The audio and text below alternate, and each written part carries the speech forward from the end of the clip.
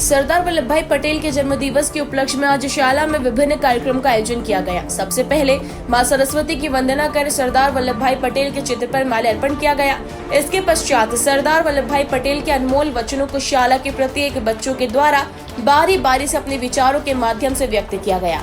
सभी बच्चों ने सरदार वल्लभ भाई पटेल के जीवन एवं उनके कार्यों को व्यक्त किया।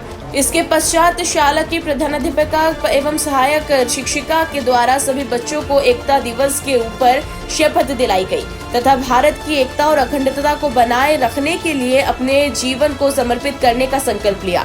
इसके पश्चात श्रीमती ललिता सिसोदिया के द्वारा भी सरदार पटेल के जीवन के ऊपर प्रकाश डालते हुए उनके बारे में बच्चों को समझाया कि 31 अक्टूबर के दिन सरदार वल्लभ भाई पटेल का जन्म हुआ था। सरदार पटेल एक महान भारतीय स्वतंत्रता सेनानी तथा भारतीय राष्ट्रीय कांग्रेस के वरिष्ठ नेता और स्वतंत्र भारत के पहले गृह मंत्री थे। उन्हें भारत का लौह पुरुष भी कहा जाता है क्योंकि उन्होंने राजा महाराजाओं की रियासतों को भारत में एकीकृत करने में महत्वपूर्ण भूमिका निभाई थी। उनका जन्म 31 अक्टूबर 1875 में हुआ था और इस दिन को राष्ट्रीय एकता दिवस के रूप में भी मनाया जाता है। इस प्रकार से भी बड़ी हर्षोल्लास और आनंद के साथ में आज सरदार वल्लभ भाई पटेल के जन्म दिवस पर बच्चों ने बहुत ही आनंद के साथ में मनाया एवं अंत में शाला के साथ ही शिक्षिका द्वारा आभार व्यक्त किया गया। बेटा आप भी है ना लौह पुरुष सरदार वल्लभ भाई पटेल के अनमोल वचनों में से एक वचन आप भी जरा सुनाइए। काम किया जो वल्लभ जी ने, ना बच्चों का खेल था, भारत माँ का असली हीरो अपना वल्लभ भाई पटेल था। रखने का विचार रखने का तरीका पसंद आया? अच्छा रखा तो आप लोगों को भी ऐसे रखना चाहिए ना। हम इसके लिए एक बार फिर क्लैपिंग करेंगे। ललित जी ने बहुत अच्छा thank you so much. Sardar Patel ने भारत को एक मजबूती और एक झूठ राष्ट्र बनाया, जिसका कोई भी मित्र ना हो उसका भी मुझे मित्र बन जाना मेरे स्वभाव में है।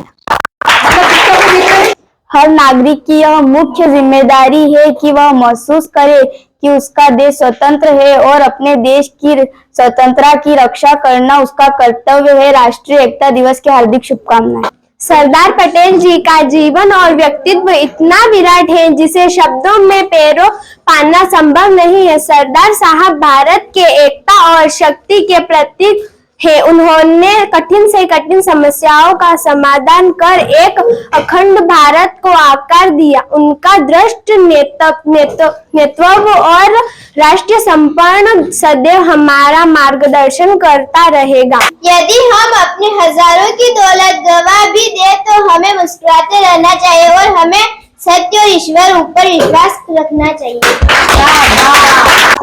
अब हमें ऊंच नीच, अमीर गरीब और जाति प्रथा के भेदभावों को समाप्त कर देना चाहिए। लोहा भले ही गर्म हो जाए तो हथौड़ा तो ठंडा होकर ही काम कर सकता है। यह सत्य है कि पानी में जो लोग तैरना जानते हैं वही डूबते हैं मगर किनारे खड़े वाले नहीं। लेकिन ऐसे ही लोग कभी तैरना भी नहीं जान पाते। ऐसे विचारों और अमल को अपने जीवन में उतारना है ना। आप लोगों को सभी को अमल करना है, उतारना है ना। और सभी का नंबर आएगा। बहुत अच्छा सा आप बात कर रहे हो, बोल रहे हो, बता रहे। Thank you.